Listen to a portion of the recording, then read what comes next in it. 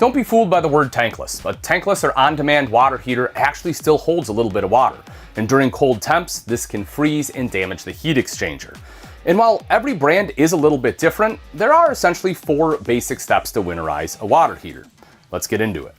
Step 1 is to turn off the gas and power to the water heater. So for this Suburban model, for example, we'll go up front to turn off the propane at the cylinders, and for power, we'll simply flip the switch right up front. Step 2 is to turn off your water supply. If you're connected to city water, simply turn off the spigot or remove your potable water hose. If you're pulling water from your fresh tank, you'll want to turn off the water pump. This will essentially stop your water heater from trying to refill as we're continuing going through the winterization process. Step 3 is to drain the system. To do this, we're going to open the low point drains in the fresh tank drain and let gravity drain the system out.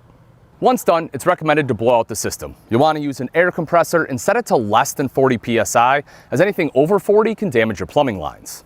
You'll then blow out your lines through the city water inlet. If possible, it's also recommended to blow out the tankless water heater. Now, depending on the brand, there are different methods to doing it, and with this Suburban here, we actually have to install the bypass kit. But by installing this, it allows us to isolate the heater to help evacuate any water that may be left in there. Step 4 is to add antifreeze to the system. Now, for this step, it's definitely easier if you have a siphoning or winterizing kit, as you can just use your water pump to push it through the system. If you don't have one, this is a step I do highly recommend to go out and buy one and have it installed. That way it's not just easier now, but also in the future.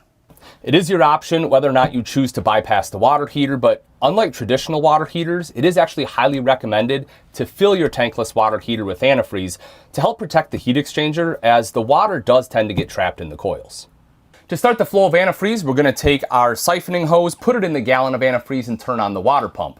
We'll then start opening all our valves, starting with the lowest one and working our way up.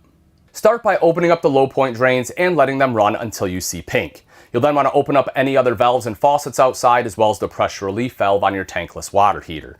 Then come inside and one at a time open up each individual faucet, all of your shower heads, and your toilet. As a point of reference, most RVs will use between 2 to 4 gallons of RV antifreeze. Next, you'll want to dump about a cup or so of antifreeze down each individual drain to help protect the P-traps. So you'll do that in your sink drains as well as your tub drain. For the toilet, however, they actually don't have P-traps in an RV. So instead what you'll do is just pour some in the bowl and let it sit there. That'll both help protect your flush ball seal as well as prevent any odors coming up from your black tank. And if you're putting your RV away for the season and you're wondering what else should be done, well, then this next video is for you.